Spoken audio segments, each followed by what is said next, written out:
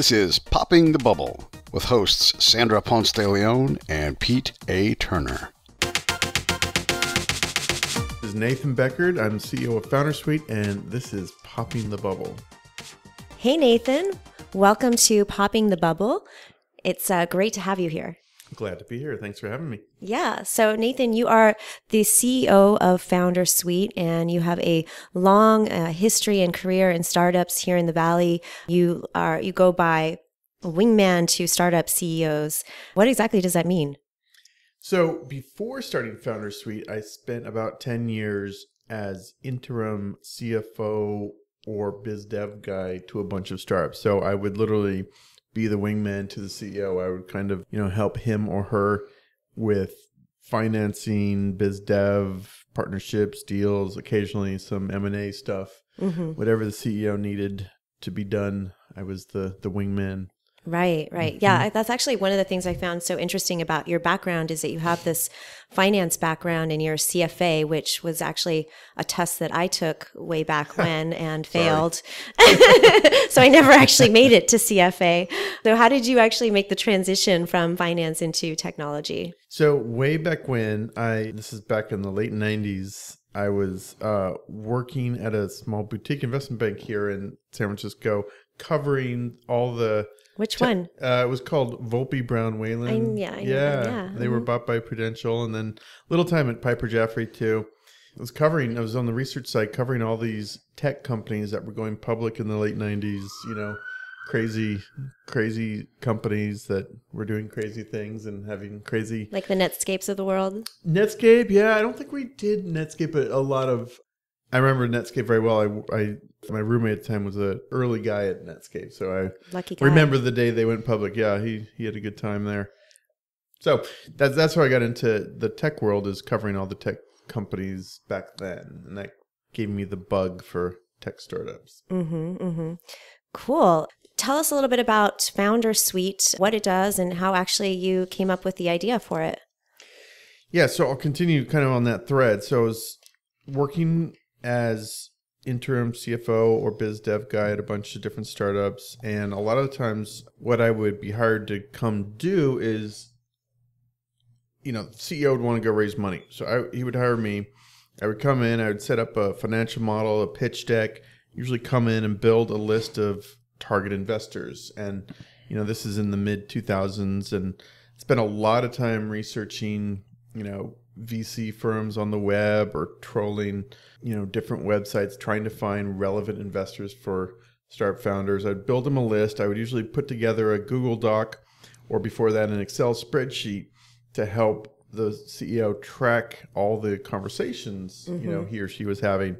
Eventually, doing this over and over again, building these spreadsheets, building these target lists, I had the idea of basically productizing it into software. This is about 3 years ago. And things were changing, of course, in the software industry. You had database of investors like in the form of AngelList that had emerged, and Crunchbase and some other places. Software as a service kind of took off.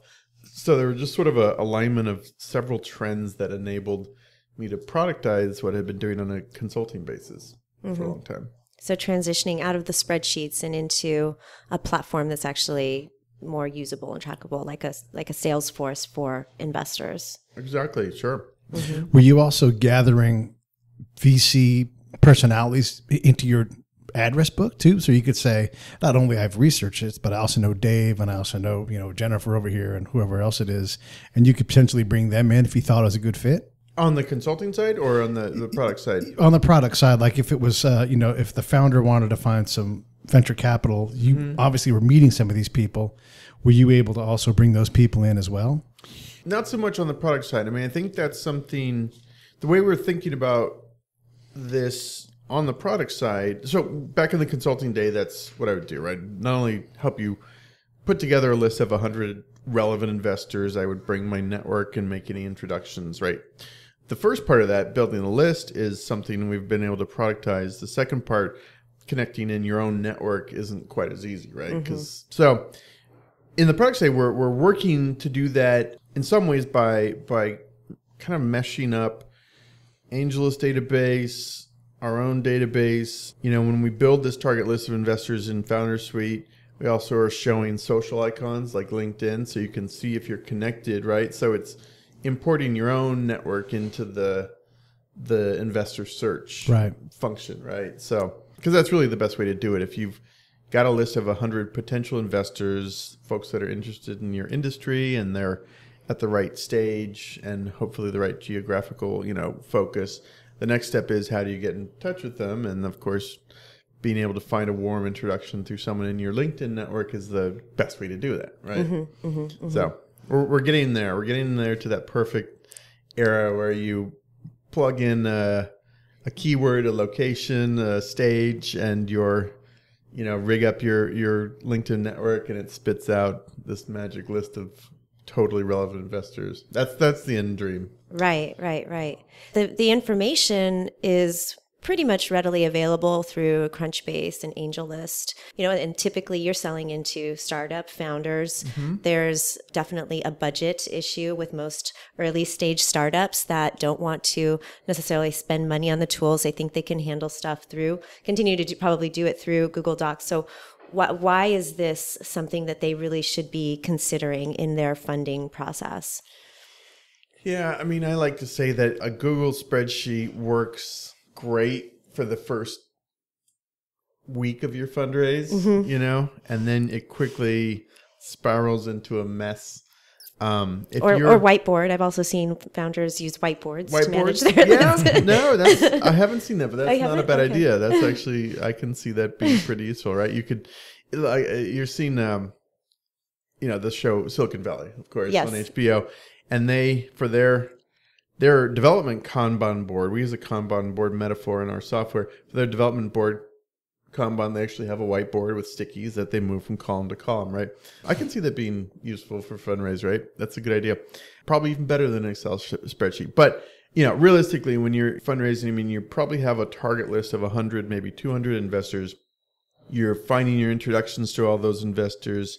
You're starting to reach out and have conversations with them, have pitches, coffees, whatever. Every pitch meeting leads to like 2 or 3 activities, follow-up activities, tasks, things that you got to get done. You're trying to manage all that in an Excel spreadsheet and stay on top of, 40 different investor conversations at once. You'll go crazy and things will start to slip through the cracks. Yeah. Right. That's the danger. And people learn. It's interesting. I've had some of the best feedback. I just had this last week from a guy who found Founder Suite. I don't remember where he heard of us, but he saw us and he signed up and he subscribed, put down his credit card, and he's like, this is awesome. I had just finished building this elaborate spreadsheet when I found you guys. But he knew the process and what was involved when you're really out there fundraising. And so when he saw our software, it clicked for him how it would save him time and help him be more efficient. Right.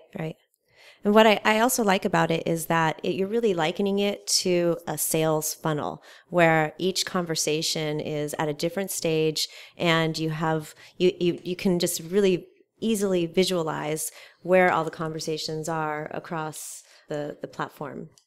Yeah, I think again, using the Kanban board metaphor, it's the visual nature of it all is just great, right? People are visual, and kind of being able to see at a snapshot where you're at with your entire funnel, how many people are in your diligence phase, how many are in your pitched phase or your new or your contacted phase, kind of gives you a sense of the overall health of your fundraise. Are you hustling and kicking ass like you should be, or are a lot of names getting stuck in the contacted column but not moving beyond, right? Being able to see your fundraise at a high level, visual level is like really a powerful psychological motivating factor.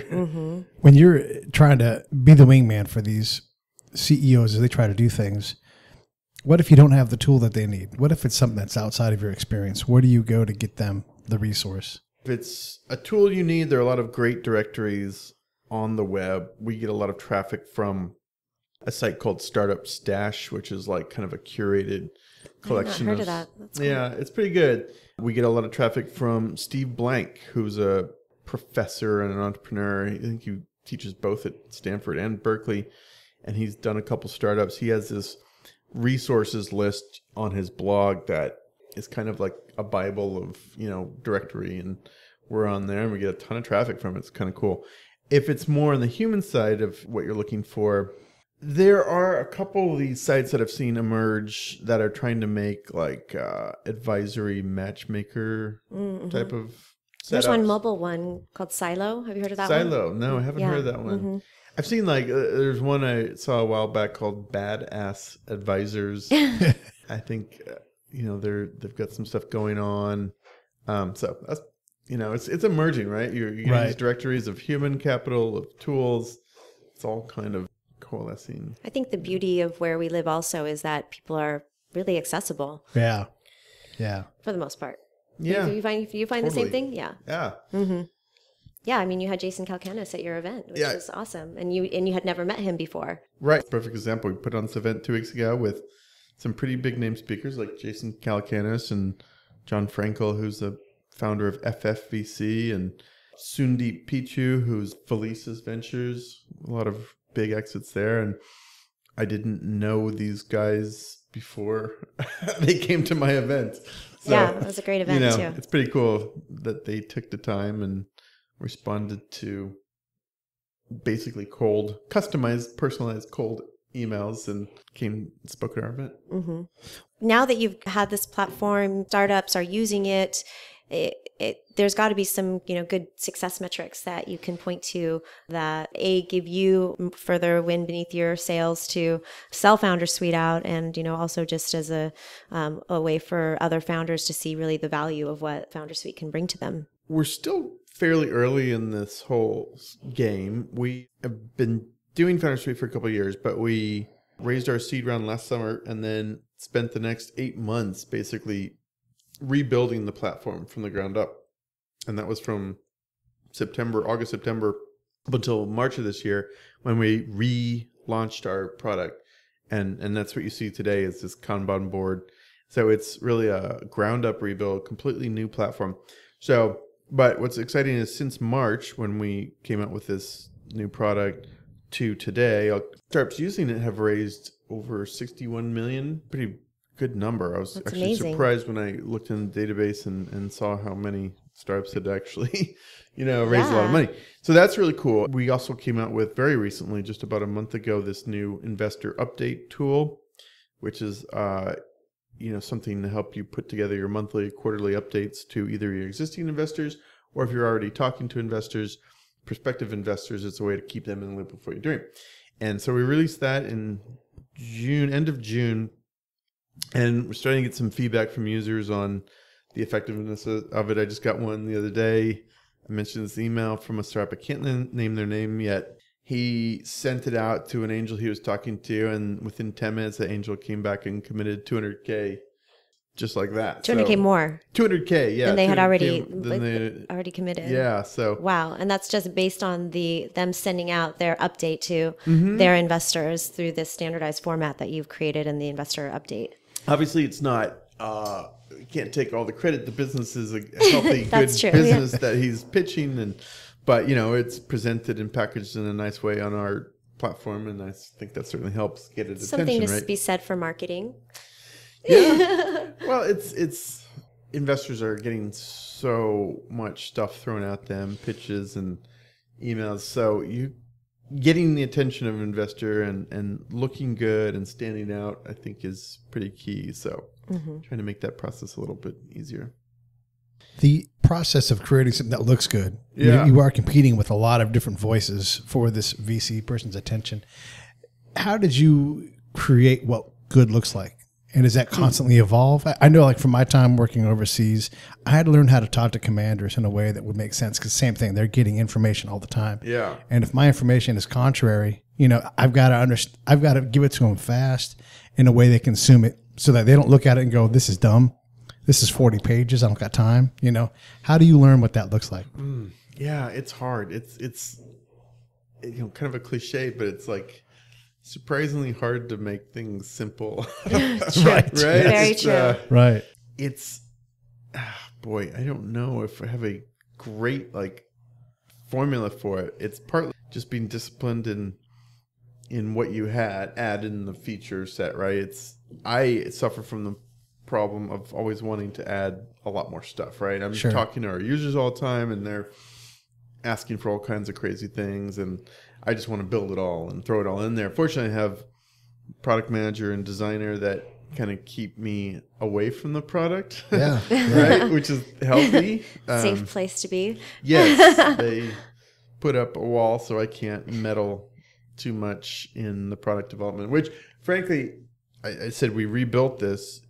The previous version, which looked completely different than what you see today, probably had too much of my DNA in there, right? So I don't know if this is a solution, but keeping the founder or CEO away from the product, letting the product people build the product is one way. And yeah, like just being disciplined in what you include, trying to, I don't know, there's just a clean design aesthetic. But you still need to have your DNA in there, though. I mean, again, for me, the commander hates the color blue. You never put the color blue in that person's package. Next commander loves blue. And that has to come from the person who's had the interaction with those people. So some of your DNA has to get in there. You're going to know what, like, that looks good, better than what I could do myself. But you have hit the marks, or maybe throw in this element, or we need a graph here, or whatever those things are. How much of you is there in those things?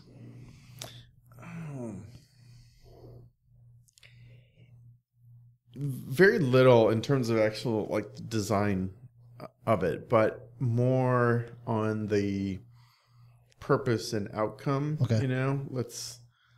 And I think something I've learned over building this over the past couple of years is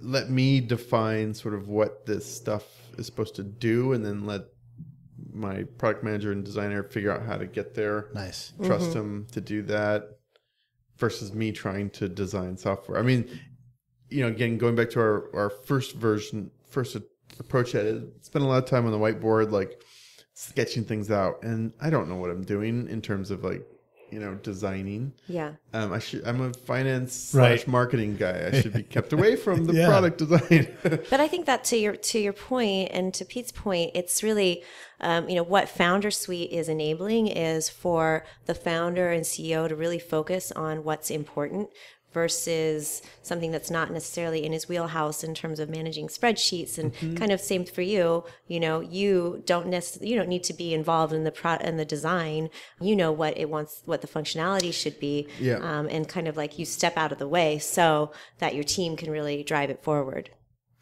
Yeah, no, I think you're hitting on something pretty spot on right there. I mean, what I've been, I think, good at is helping design a process for fundraising, right? And using sort of this sales metaphor, funnel stages, etc. And founders have even said, especially founders who haven't raised capital before, they've said, this has helped me sort of think about my fundraising, and it's shaped the way I think about my fundraising. One of the themes we talk about a lot is sort of the self-directed fundraise, or the control your own destiny fundraise, right? Like think of it as a process, a numbers game, getting leads in the top of the funnel and pushing them, moving them through the funnel. And I think that's helpful for a lot of people, especially when they maybe try to fundraise and struggle and realize how hard it is to raise money. Right. Having a process that they can follow actually gives them some confidence and efficiencies. Absolutely. What are some of your favorite or preferred startups or most interesting startups that you've been able to help in the funding process through Founder Suite? Yeah, there's one of my favorite things in the world to do is just get on and sort of see who's working on their startups. And I don't snoop, but I kind of, see who's on the platform, often reflective of what's hot and interesting in the market at any given time, right? Like right now we've got some robotics startups on there. We have one that I think he's finishing up his fundraise, but they were a robotic laundry folder. So I've heard about this. Yeah, so you have your washing machine, your dryer, and then a folding machine. They're trying to create a third white goods, appliance. I hate folding That laundry. would change the world. It's the worst I would thing. actually have folded laundry. Yeah. Well, that's kind of fun, right? It's fun to see this. And then Another one that's actually really cool is called Uniti. I'm not sure how they pronounce it. It's UNITI, but it's this really futuristic, open source, environmentally friendly car that kind of looks like a robot. It's just this neat looking thing. They're based out of Sweden, so they have a good Scandinavian design aesthetic, but it's cool. It's a really neat, environmentally friendly car they're building. We have another one called Fenris that are making these electronic motorcycles. Also really cool. I'm a motorcycle guy, so it's kind of neat to see these guys using our platform. And then we had a startup in here yesterday doing some user testing that's totally different than everything I just described. They're called Puka Trade, and they're a platform, kind of a currency and a platform for trading Magic the Gathering cards. I've never... Okay, wait, what is this? Magic the Gathering. I've heard of it. It's a game. You know this. You know what this is? I am aware of the game. It's like a game where you're like, I now play sweating, small guy, and that person's like, oh darn, my cat with a cape loses to sweating small guy. It's like that kind of thing. Competition, sort of like war, but with characters. I've never played it. But it's a huge. I guess it's a huge massive. Thing. It's been big for like 20 years. It's a big deal. People who are into it are trading these cards, yes. and this company's doing like $1 million in revenue, making a platform or a marketplace for people who want to trade Magic the Gathering cards, right? So you get kind of these interesting outliers like that too. And then, like I said, it's often reflective of like what's going on in the market right now. I mean, there's quite a few. We've seen a lot of drone startups on the platform, and some wearable Internet of Things startups. There's one that started up recently. It's making like connected friendship bracelets that help girls like learn to code. That's their thing. Really? So all kinds of cool stuff. Yeah, sounds like it. Very cool. That's incredible. There's so many interesting ideas out there, and you don't have to. There are so many niches that you can fill, like with folding laundry. Heck, that's a canyon. But like something like the Magic cards, there's enough people that constantly trade those things. Why not facilitate that and take a little taste every time they do? That's just brilliant. That's fantastic. Right. It's almost like you can really leverage that into an interesting business of data research and just, giving insights to the market in terms of what's hot and coming and where the dollars are going. I don't know how much of that is proprietary information you really don't have access to, but it's super fascinating. There's a guy who he created a service for evangelicals that wanted to have a Bible online with references and that kind of thing, and he charges a tiny little subscription rate, and he's like, I feel bad, I make all this money with something that's readily available, but it's hugely powerful. And then the data that you could pull from that is incredible, what you could get out to market to people like that. So it always blows me away that all the different ideas and things that are coming. To your point, Sandra, like we've had investors even ask like how they could tap into the deal flow. We haven't done anything with that yet. We might do something down the line, because the startups are on the platform because they want to raise money, and investors, want to see what's happening and possibly cherry pick the best ones. So yeah, it's interesting. There's a lot of data, a lot of interesting insight and data that flowing through the pipes. Very cool. Very cool. Well, I mean, you've worked with a lot of founders and CEOs, and now you're facilitating the process for founders. What are some traits that you see are, the necessary keys to success for a founder in today's startup landscape? Yeah, actually, I'll use the Puka Trade, the Magic the Gathering. I mean, the folks that survive the insanely painful ups and downs are the ones that are doing something they're just passionate about, right? This guy, met him yesterday. He was here in the office, and he's just a Magic the Gathering fanatic, and he loves it. And must be a real interesting person. Yeah, well, he's pretty normal. Okay, believe it or not. okay. He didn't come in wearing a cape. No cape. No. That's just what I imagine. Yeah. You want to play Magic? Yeah. Maybe he stashed it in the elevator and put it on as soon as he left. I'm not sure. Maybe he did. But I think that's a trait you see, right? Like at Founders Suite, it was hard to get off the ground. It took a while, and we had a lot of times where I thought we were going to go belly up or run out of money or just otherwise fail. But I think you have to be doing it out of kind of a love or passion for the problem you're trying to solve, right? Because if you're just a guy, if I just like, this Magic the Gathering is kind of a big market, I should start a startup to service that because I see an opportunity, but I don't really have any passion for it. That's not going to carry you through all the hard times. You know what I mean? You don't really care if I'm just trying to like build something to flip and sell it or something. You just need that passion for the underlying problem, solving the underlying problem. So I think that's one trait. And then just kind of a irrational stubbornness to pursue whatever it is you're pursuing. It goes beyond what most sane people would do, right? You're going to have to be this obsessed because it's so hard. People underestimate how hard startups are. It looks so much easier from the outside when you're reading TechCrunch or something than when you're in it, trying to build it, trying to get investors to give you money, trying to keep, people working for you for cheap or free or under minimal salaries, and trying to keep your customers happy and on the platform and not leaving you, and trying to make 1,000 people with different interests happy. Yeah, it's harder than it looks. It's very hard. Very hard. Very hard. But it's fun. It's fun if you're doing something that you really do love. Like I mentioned before we started this podcast, I probably work 7 to 7 and then come home and then put my kids to bed and then get back online for a little bit and put in another couple hours, right? So it's a good 14-hour day every day almost, and doesn't feel like it. It feels like flies by. It feels like there's never enough time, It feels like, wow, that was another day gone, and let's get up tomorrow and do it again, It's fun. Yeah. So fun is one thing. How do you manage that part of your life to keep from getting too far over to the unhealthy side?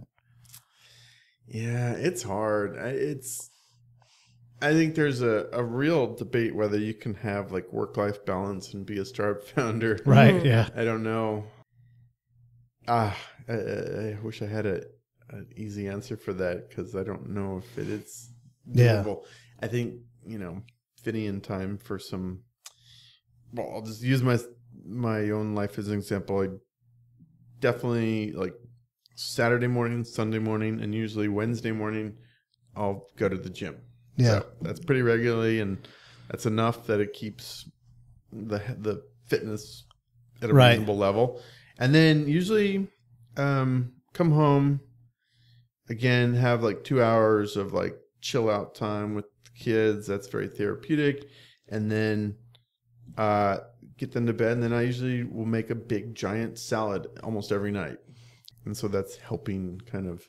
And then I'll usually have a couple drinks or a glass of wine or two. So that's, the wind down part, which may not be healthy. Trying to fit in some semblance of healthy eating, some exercise, and then some time you're not thinking about startup is the best you can do in the context of a 14-hour workday. Right. Yeah. Yeah, it's hard to balance, but I think that the key characteristics being a passion and love for what you're doing and a tenacity or hard-headedness to not give up no matter what the challenge in front of you, right?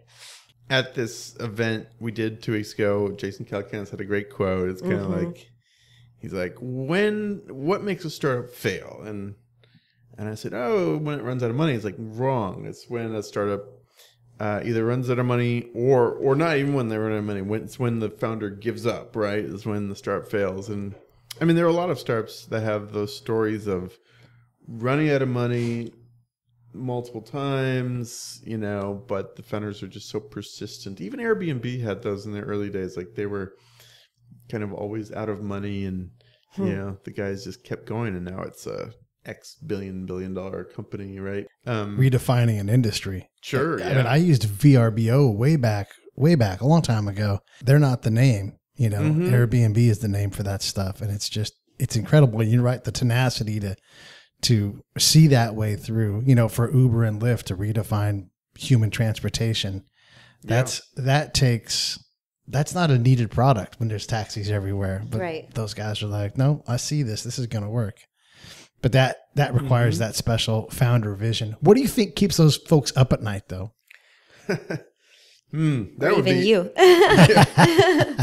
That would be interesting to get inside, like, Travis Kalanick's head and see what he's keeping him up at night, right? I can imagine a lot. Yeah. Yeah. Oh my God. I mean, they're fighting battles on so many fronts, right? With regulators and Chinese competitors and everything else. At that scale, I can't even imagine. I don't know. Probably making sure he's got the right people handling it, right? That's a hard question to answer. Yeah. It's hard to even imagine. What about you? What keeps you up at night? I'm starting to get ready to go raise more money. So I'm starting to think about, how I will attack that again. That's always really challenging. Of course, we'll be using our own product to do that. I'm also thinking of how we'll look from a metrics perspective. So what keeps me up at night right now is really just, are we growing fast enough that will be exciting to investors? And how do I grow faster and keep user growth, revenue growth all up and to the right, such that investors are going to want to be interested? And of course, there are lots of components underneath keeping that growth happening, like our marketing campaigns, our sales campaigns, our user activation and churn. All those things are all, playing in there. So that's what keeps me up at night. Yeah. Thinking about growth. All those KPIs. Yeah, KPIs, growth and fundraising. Do you have time for one more question? Sure, yeah.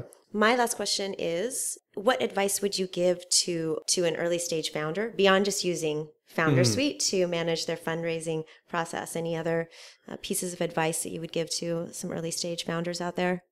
Well, kind of going back to what we said a few minutes ago of just finding something you're really passionate about, not chasing an idea because it's a trendy thing that just won't sustain you through the hard times. So that's one. But or not being motivated by money purely. Yeah, it's okay to be motivated by money. I mean, I'm doing this out of passion and a love for entrepreneurs and startups, but I definitely want to make money at it too, right? Yeah. I think, just in terms of advice, like recognizing it's going to be way harder than you think it will be, and understanding that, just accepting that. And then when you're fundraising, realizing that's, for most startups, way harder than it looks. Kind of knowing, like, I actually thought I was getting an ulcer when we were doing our first round. Jeez. Because it was just stressful. I was waking up every night at 3 a.m. thinking of like a response I should have given, or, something like that, right? And not being able to get back to sleep. And it's really emotionally draining, and accepting that's how it's going to be. But not internalizing all that stuff, all that rejection you get when you're fundraising, 90% of the investors you talk to are going to say no or not even respond to you. So just not accepting, not internalizing that, not taking that personally, and just kind of treating it like a sales process and a numbers game. And of course, using Founder Suite to manage it and keep yourself sane. So what's your recommended source on people who are trying to figure out how to get something going and they want to use Founder Suite? How do they learn more about you? Where do they find you guys on the web? Yeah, that's an easy one. Just foundersuite.com, foundersuite.com. And we're on Facebook and Twitter, and pretty friendly folks, I think. If you create an account, you'll get an email from Hilda, who will shepherd you through the setup process and do a demo for you and all that good stuff. And I respond to most of the support tickets and queries because I like to stay close to it. So, come check it out and give it a whirl and see if we can help you out. Yeah, it's a really cool tool. Thank you so much, Yeah, Nathan. thank you very much. Really awesome conversation. Thanks for having me. This is great. It's fun.